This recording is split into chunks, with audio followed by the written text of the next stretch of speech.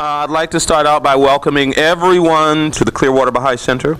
And welcome to our program, Meeting of the Minds. For anyone who might be here for the first time, it's an ongoing program about every month. Every once in a while we skip a month here and there, but about every month, in which we have various speakers who come and speak to us on thought-provoking topics. Our speaker this evening is a perennial favorite, Dr. John Hatcher. And let me raise your hand if you have heard Dr. Hatcher speak before. If you have heard him speak before. Look at all those hands. It's almost everyone here.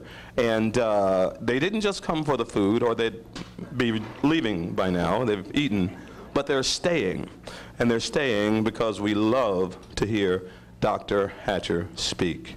I've heard him with so many others here on numerous occasions, and he has never failed to say something that is thought-provoking, informative, enlightening, inspiring. He is just an amazing and very, very knowledgeable man. He also is an author. Now I'm going to just read from, I'm going to cheat a little bit and read from the back of his latest book. This book is called The Social Imperative in Personal Salvation, The Ascent of Society, and there's his name right there at the bottom, John S. Hatcher. I'm doing a shameless plug here for Dr. Hatcher's book. He did not ask me to, but we do have this book in the bookstore, and since we also have Dr. Hatcher here, maybe for anyone who's interested in purchasing the book, he might even sign your copy. You can have an actual autographed copy of Dr. Hatcher's book. And I got to tell you, I'll admit I haven't read it, but I did leaf through it and you know, kind of picked up a few things here and there, and it's very, very good. I can say that off of just the glimpses that I've had. But I'm going to go ahead and read his little bio here on the back. John S. Hatcher holds a BA and an MA in English Literature from Vanderbilt University and a PhD in English Literature from the University of Georgia. He is the Director of Graduate Studies in English Literature at the University of South Florida, in Tampa, of course. A widely published poet and distinguished lecturer. He has written numerous books on literature, philosophy, and Baha'i theology and scripture, and it does list those books here. He and his family live on a farm near Plant City, Florida. Who knew? Plant City. I won't go there. I'll go to Plant City. I won't go with what I was thinking. But Dr. Hatcher, we really appreciate your coming. We look forward to everything you have to say. Folks, let's give a big round of applause to Dr. John Hatcher. I'm tearing up my power talk that I had prepared. Instead, I'm going to just read you something. I'm not really done it. My wife told me to say that.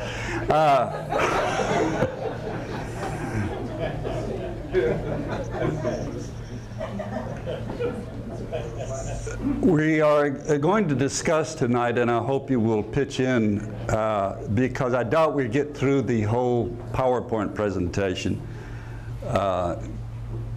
Instead, I'd rather dwell on certain salient points that will emerge as we talk. First of all, I need to know to whom I'm talking, so I know there's some Baha'is here. How many people here are not members of the Baha'i community? And I can't see you now, but I can see hands. All right. So we have 10 or so people. How many people here have never been to a Baha'i fireside or presentation before? 1, 2, 3, okay. All right, I asked that simply, not to embarrass you, but simply so I can know how far back I need to begin my presentation so far as the perspective on the Baha'i faith. So let me begin by simply saying the Baha'i faith, as you may well know, is a world religion. It's not a sect of another religion. It's not an offshoot of another religion. It is not syncretic or synthetic. That is, it's not something devised by a group of people who thought it would be a nice idea to bring it about, nor is it combined from the parts of some other religion. It is an independent world religion that began about 150 years ago And it began in the context of a Muslim culture in the same way that Christianity began in the context of the Jewish culture and religion. And like early Christianity, the most inveterate persecutors and disdainers of the religion in the beginning were the members of the clergy of the religion to whom the founders of the Baha'i faith appeared, in the same way that Christ was brought before the Sanhedrin to be adjudged by the Jewish authorities in Jerusalem. And yet also we have to recognize that necessarily the first followers of Christ were Jews, and the first followers of the Baha'i faith were Muslims.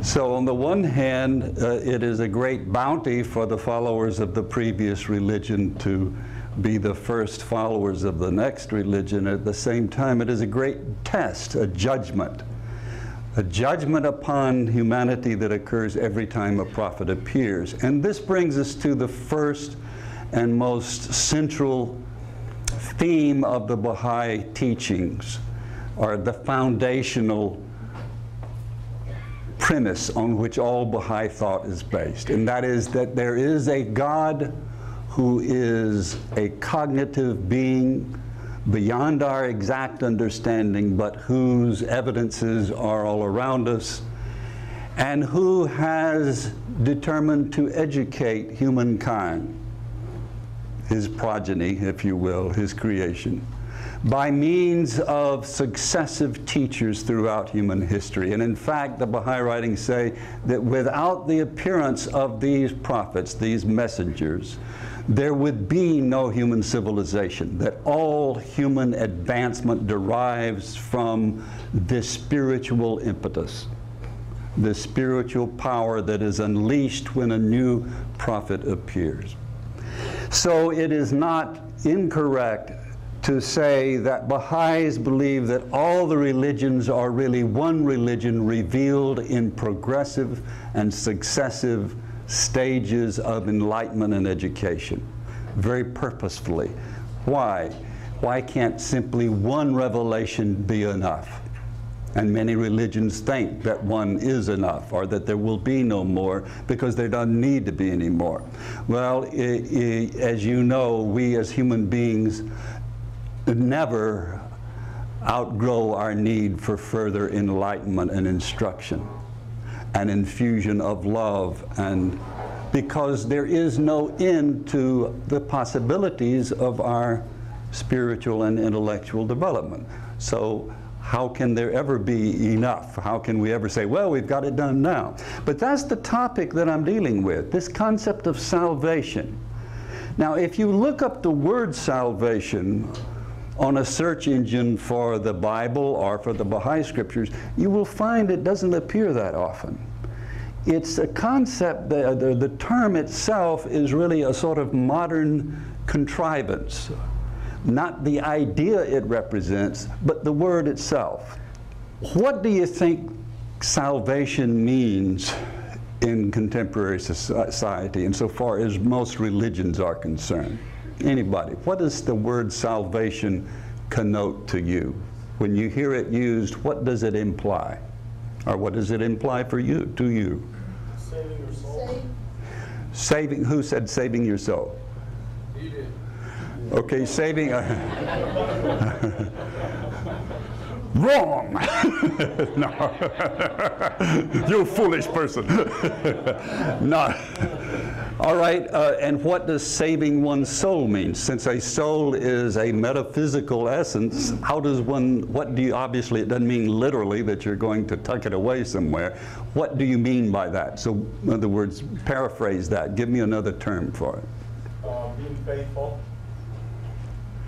But if you are being faithful, can you not also degenerate into infidelity tomorrow? The concept of salvation as it is normally used means something more than a one-shot thing.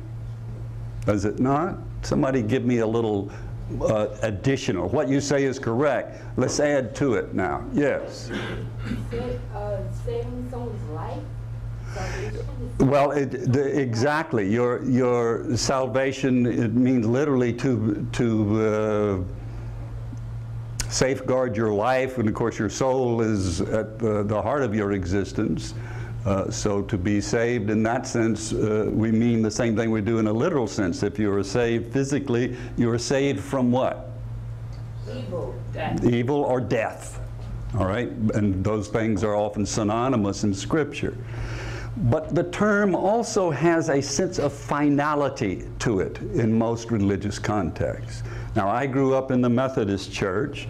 I became a Baha'i when I was a sophomore in college, and have been studying it ever since. And what the Baha'i faith did to me when it explained to me that my religion I had grown up with, which I knew was a successor to Judaism, because I believed Christ was the Messiah in fulfillment of Jewish prophecy. What the Baha'i teachings did was give me a wider perspective, or a deeper perspective, about what Christ was saying when he alluded to the prophets who came before him and to the ones who would come after him, when he talks about the Comforter and the Counselor and the second coming and so on. And one thing that is tremendously important in the things he says is that no man cometh unto the Father except by me. Now, on the one hand, that would imply that the only religion that is of any merit is Christianity, if you take that literally, or if you take it as his referring to himself as the single time in history that God intervened. What the Baha'i writings explained to me, and what suddenly made it very clear to me when he says, "You who have seen me have seen the Father, for I am in the Father, and the Father is in me." How can you say, "Show us the Father"? If you see me, you see the Father.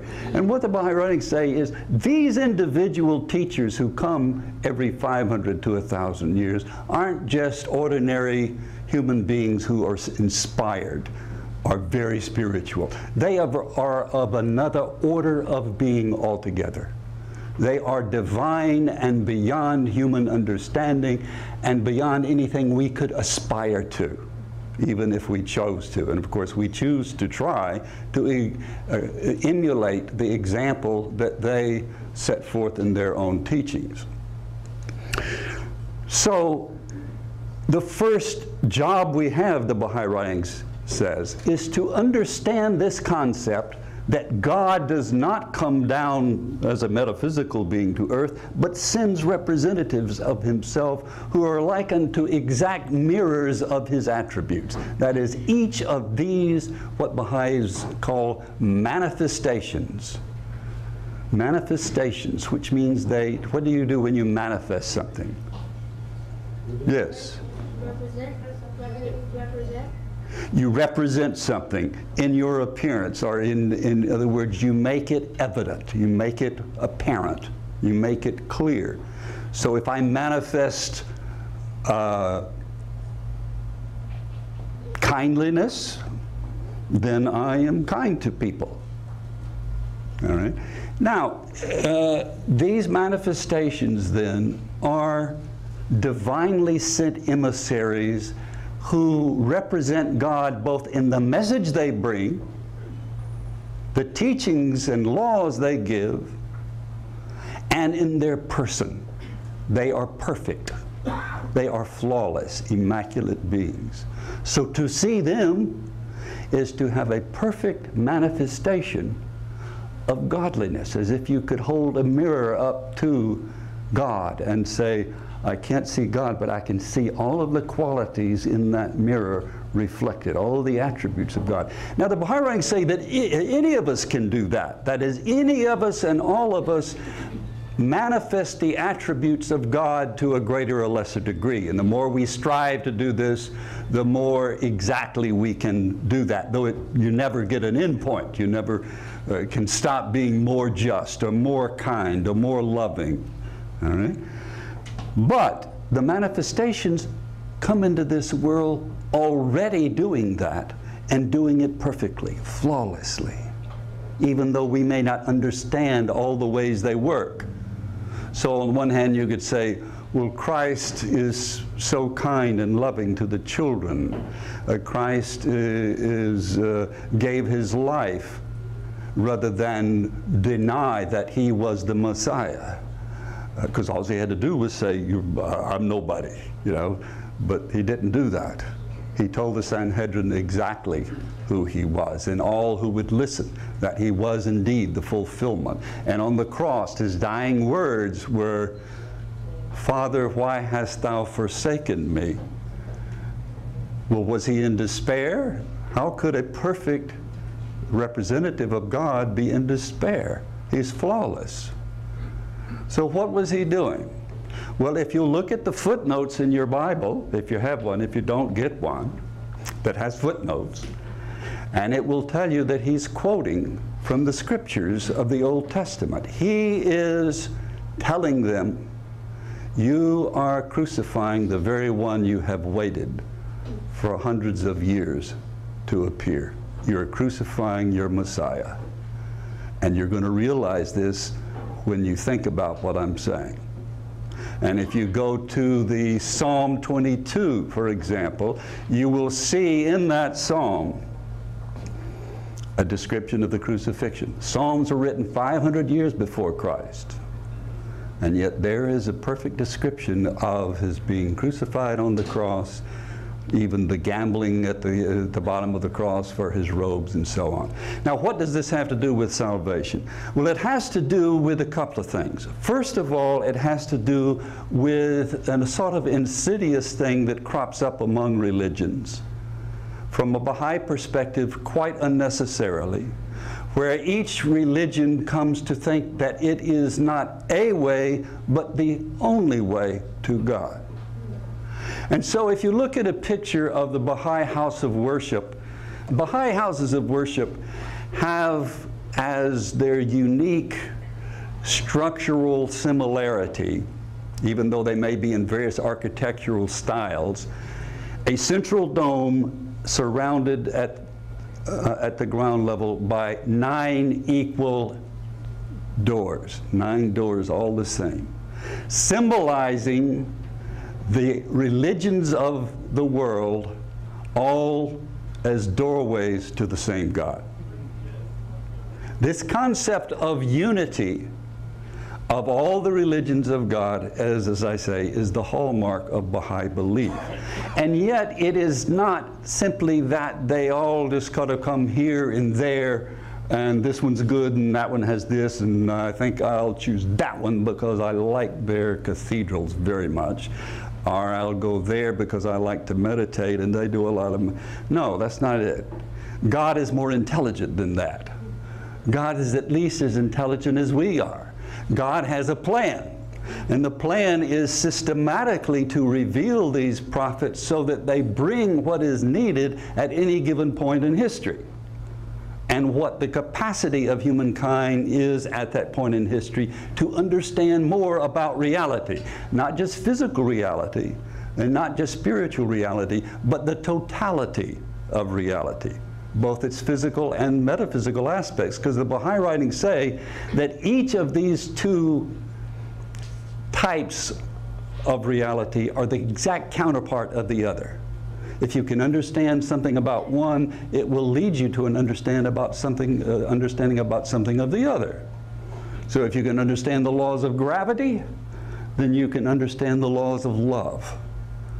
And conversely, if you can understand how love works, you can understand how gravity works. And the more you study physical reality, the more you'll understand about spiritual reality, and back and forth. So in other words, scientists, as atheistic or philosophical as they may tend to be at times, ultimately will discover the alliance of both of these realities, that they're really part of one creation of God.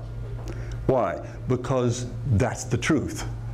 And ultimately, you go to the truth because it's the shortest distance between your question and your answer.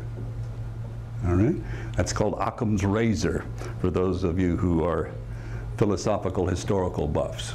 It means the simplest answer will ultimately emerge as the correct answer. And so we no longer believe the earth is the center of the universe, in spite of what the church said to Copernicus in the 16th century, because it just got too cumbersome to use the Ptolemaic system. And so they said, Copernicus' system works. Let's see what happens if we say that the sun is the center of the solar system, okay? Well, salvation. What is salvation? When I was being raised in the Methodist Church, there was a lady, Mrs. Brown, who taught Sunday school, or tried to those of us who, even in spite of our white middle-class suits and cleanliness, were recalcitrant and incorrigible. And so we would sit there and she would preach at us. And one particular Sunday I remember, all these years later, she asked, how many of you have been saved today? Now, I won't question her motives, whether she was trying to put another check mark on her afterlife score, or whether she really wanted to know if she'd had any effect on us. But there was an implicit pressure there that you wanted to be saved. And since we hadn't done this before, I guess we had to figure if you didn't raise your hand, you weren't saved. So even though we were supposed to have our eyes closed, but I peeked, and I was the only one who raised my hand. Now, I really hadn't been saved. That is, I hadn't gone through some transformational experience that made me any different than I was the day before, but I didn't want to make Mrs. Brown feel bad or make her not love me. And so she said, well, that's wonderful, someone's been saved today. Well, the point is that the concept I was dealing with then, in the context of what I was being taught by that particular minister in that church, was that once I was saved, I never had to worry again. But nothing I did, as long as I had accepted Jesus Christ, I was safe, which meant I would go to heaven. But then the minister made the mistake of describing heaven to me. Right? And it was boring. It says there, you just sit around, you don't have to do anything, and so on. Well, I was 12 years old, you know, and doing nothing was hell to me. And so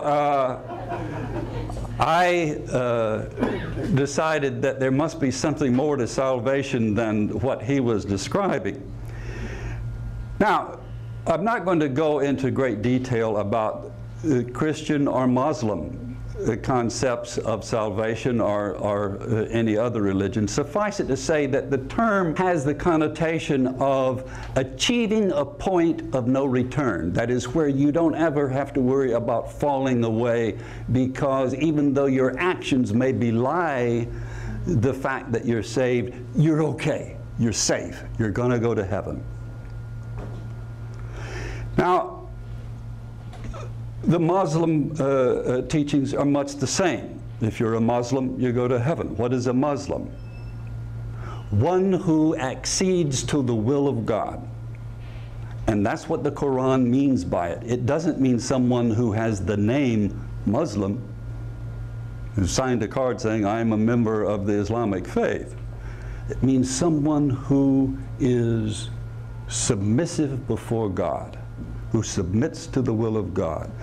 And so he calls Abraham, Muhammad does, a Muslim. And he talks about whenever we bring the book. Well, what does he mean by book? Not the Quran. He means any time any of these manifestations bring new teachings, that's the book of God for that day. And everything before that is in the past. It's an important past. You need to learn that past, but your guidance for today is what I bring you. So each of these manifestations brings two things, two kinds of teachings. They bring the law, which may have to do with how you conduct yourself every day, or how you as a community deal with problems, or organize yourselves, and so on. The new church, the new structure, and how you operate within it. And a further explanation of spirituality and the spiritual, of reality in general, as exemplified by their own behavior. So every manifestation is the exemplar of his own teachings. And one of the great proofs of the manifestations is themselves. So if you want to understand what they mean, as Christ says, you know, if you don't understand what I'm saying, then just follow me because of the works I do. In effect, if that's too much for you to understand, then if you like what I've done, then follow me. That'll be sufficient. But at the same time, Christ makes it very clear, as does Muhammad, as does Baha'u'llah, the founder of the Baha'i faith, that really two things are essential for salvation. One is to recognize the manifestation and accept him as your most propitious path to God for that time. So when Christ says, I am the way, I am the truth, the light, whoever follows me is following God. Each of the manifestations says the same thing, the exact same thing in one way or another. If you see me and follow me, two things: recognize who I am and why I've come, and then do what I tell you. Neither is sufficient without the other. In other words, as Christ says, it's not enough to say, Lord, Lord. You've got to do what I tell you to do. Follow my teachings, or else you're like a man who built his house on a foundation of sand, and when the wind comes and the rains come, it washes that foundation away, and you're done for. So there are always these two pillars of salvation: to recognize what God has sent you as a way to understand him and to enjoy that love, and secondly, a system to guide your daily conduct. So Christ says, I haven't come to abolish the law, but to fulfill it. But then immediately after he says that, he gives you new laws in fulfillment of the law. And he says, you have heard it said, an eye for an eye, and I tell you no. I'm changing that law. Turn the other cheek. All right? And he says, marriage law, sorry, I'm changing that. No more divorces. Except in certain matters of infidelity and so on. All right? He gives you 3 chapters of laws in Matthew. And then he says, it's not enough just to follow me because you admire my miracles I've done, or you think that I'm a wonderful person. So you've got to change your life.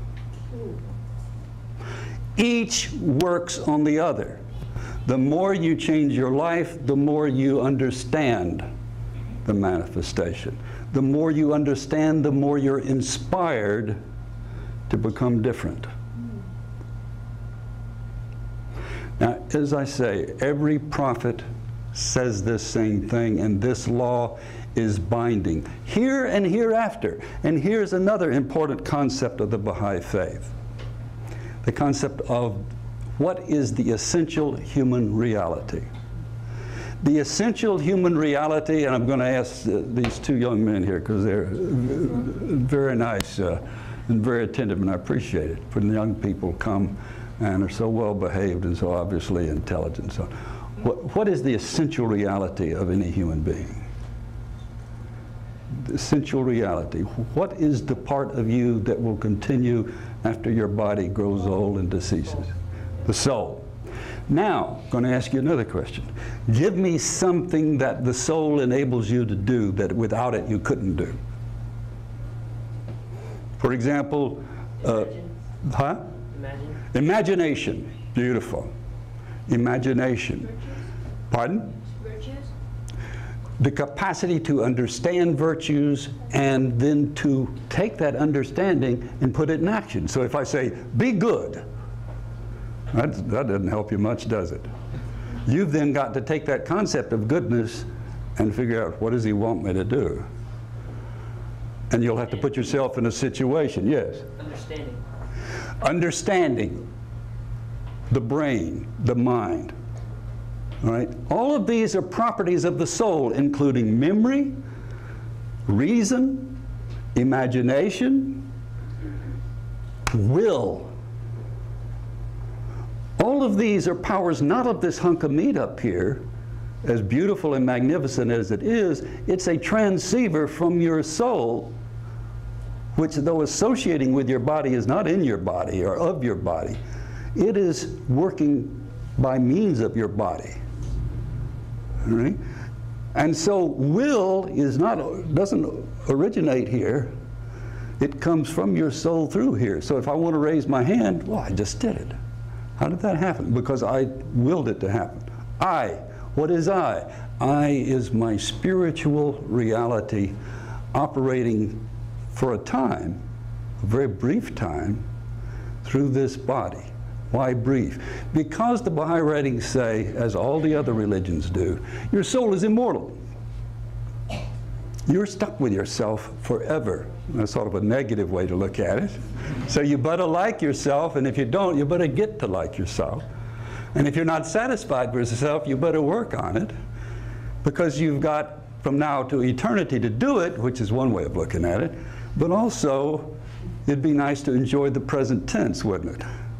So it's both an existential command, meaning to enjoy the present while you're, you don't have to wait for some future time to go to heaven. You can do it right here. Because salvation from a Baha'i point of view is not a single point of attainment. It is not a point where you say to Mrs. Brown, I've been saved. In which case she should have said, prove it. Show me. Well, I hope I've shown her a few things since then. Don't know. You see, that's the thing. You can't judge how anyone else is doing. You can't even judge how you're doing, which is kind of a fearful thing. This is sort of what we call the fear of God that keeps you following the commandment that Baha'u'llah gives, which is, bring thyself into account each day ere thou art summoned to a reckoning. Meaning, at some point, maybe tonight, you're going to pass from this associational relationship with this body to a relationship where it is more pure and undefiled with God. But you're going to begin there where you leave off here. It's really no there, is it? I mean, you're there. You're already in that spiritual realm. It's just God has arranged it so that you're being tested right now. You're in a play. You're playing a character in a play. All right? But the real essence of that character emanates from your soul.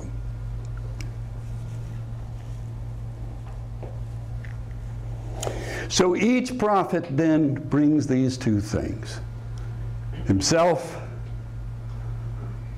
and his guidance.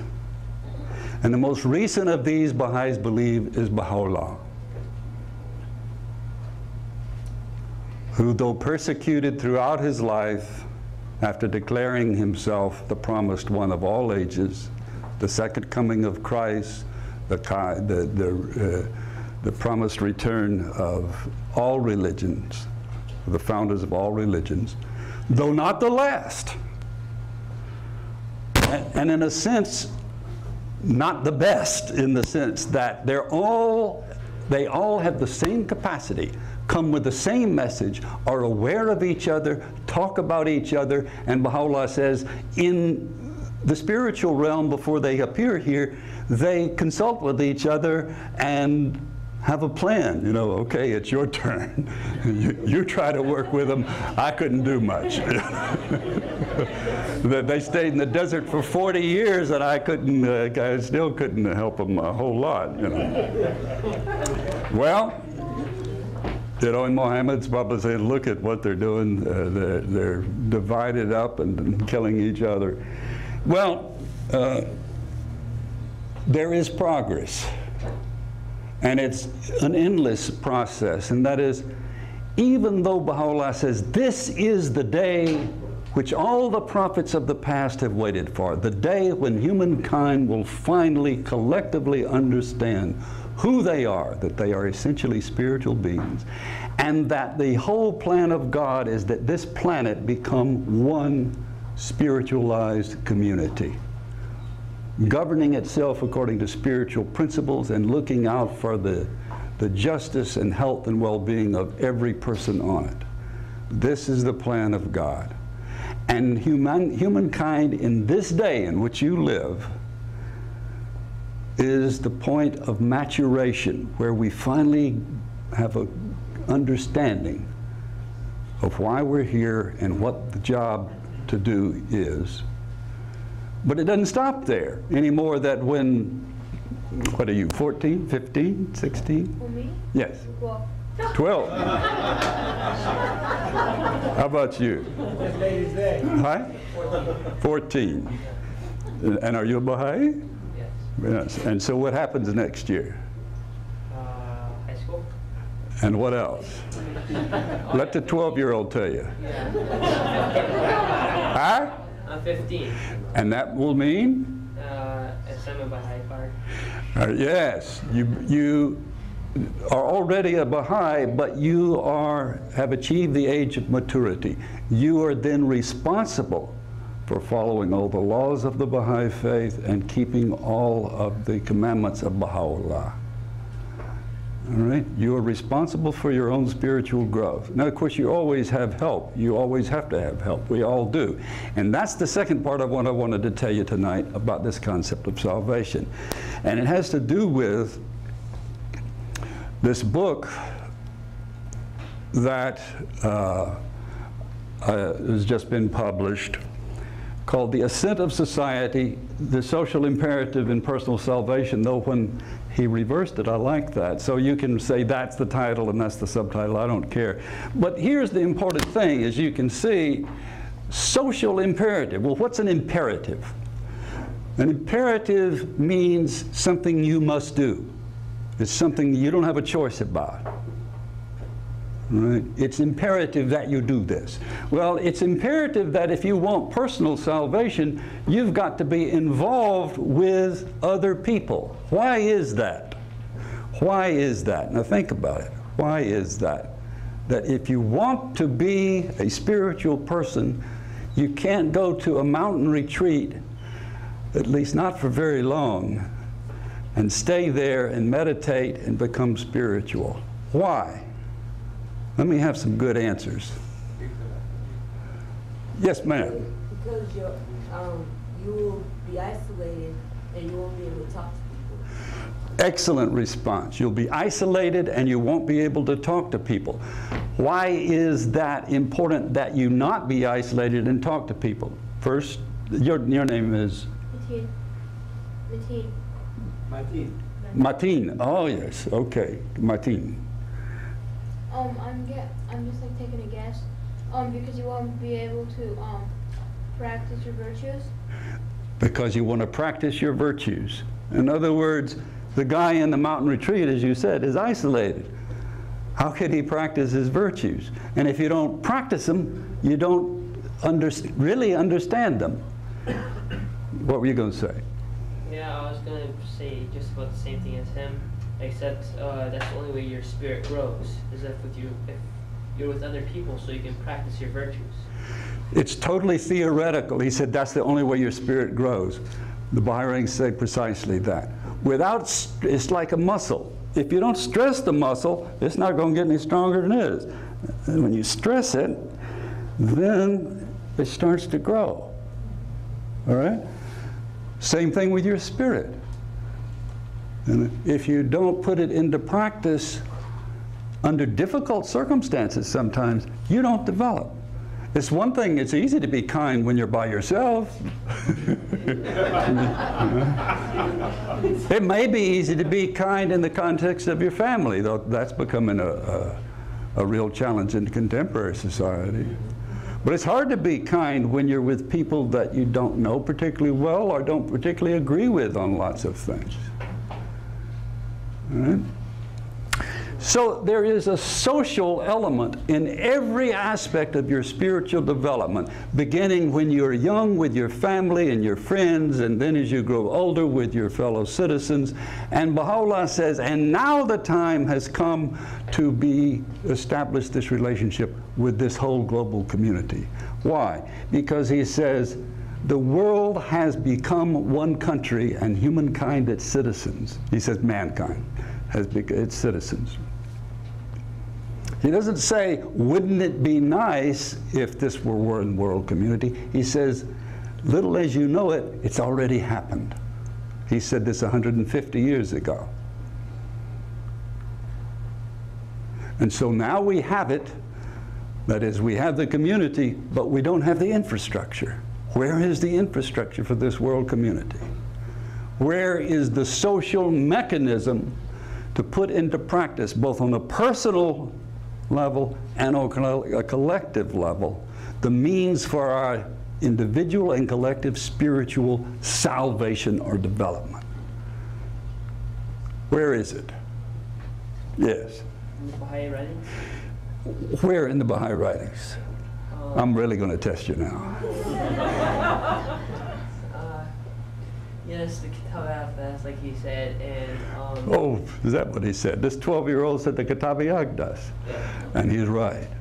The most holy book of the Baha'i writings is the Kitab al-Aqdas, which means the most holy book, and it's most holy because it contains all of the rules from the most personal behavior of washing yourself and cutting your fingernails and everything dealing with your family. He rebuilds the family. He rebuilds the community, and he gives you a blueprint for rebuilding or constructing the first global community. And what else were you going to say? What other writings? What was it again?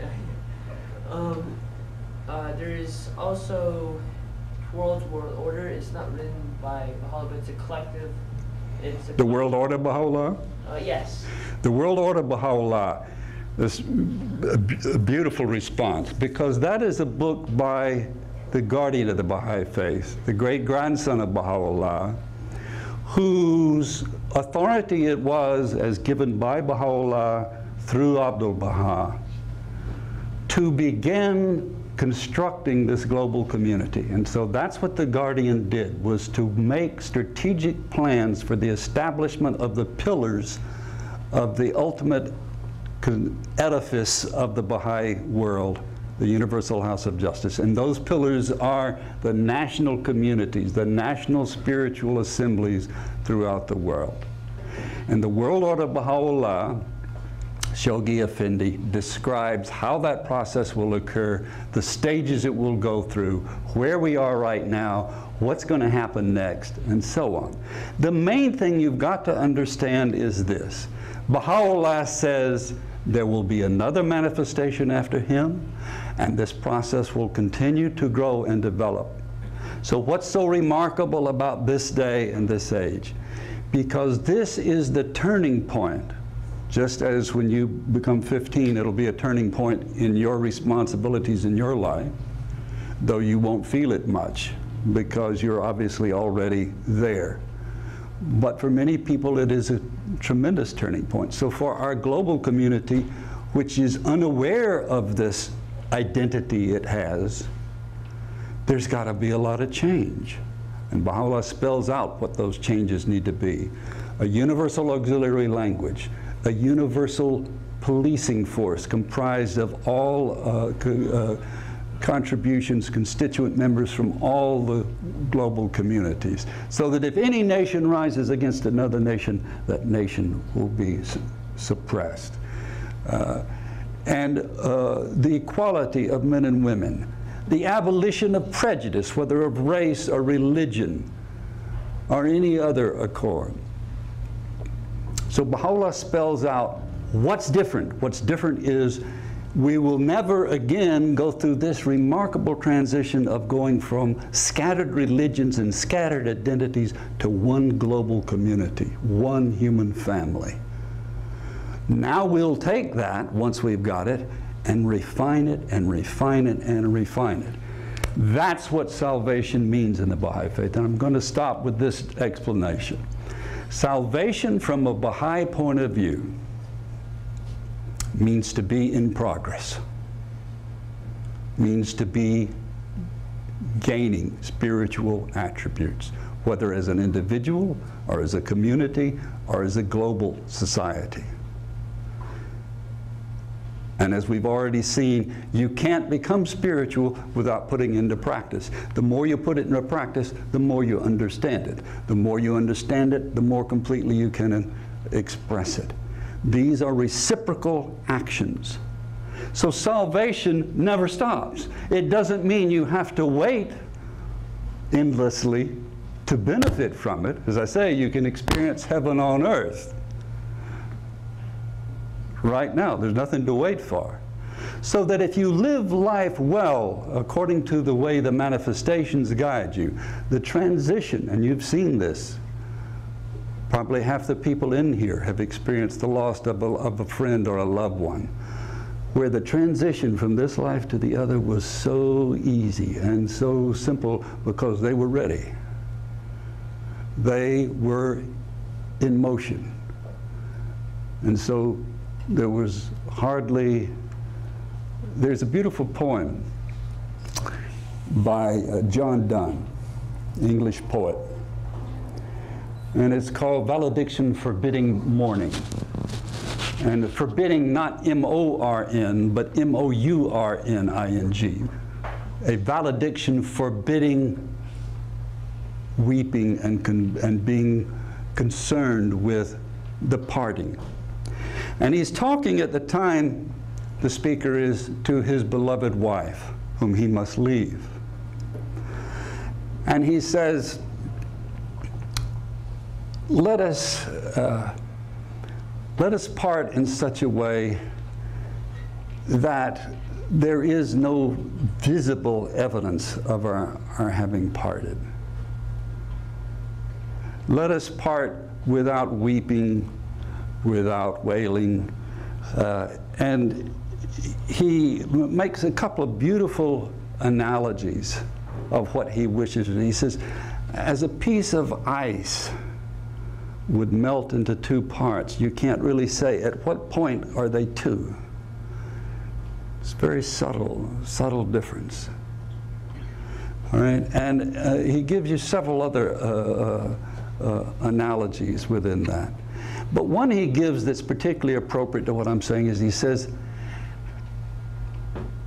as a dying man passes on, a righteous man passes on to the next world, and some of his sad friends say, the breath goes now, and some say no.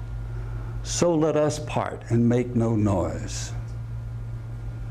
So he says, a righteous man, when he dies, peacefully, you know. Well, I don't know if that happens every time, but the idea is interesting. It is that when we leave this mechanism through which we are working in this temporary time of our lives, this foundational time of our lives, we will part from it happily because we no longer need it. We've used it well. We've learned what we needed to know. And what we do after that, we continue to learn and to do. And that's the last thing I want to say, and that is, it's no different after this life. There is a service in both worlds. The Baha'i writings say this very clearly. So this commandment that we recognize that prophet and follow his teachings, we don't leave it behind. That's a definition of what a human soul is. A being that has the capacity to recognize the Creator through his representatives and to transform himself or herself to become ever more spiritual without end, without end. Because the writings say, even though you will never become anything other than a human soul, that human soul has infinite capacity, endless capacity. Thank you.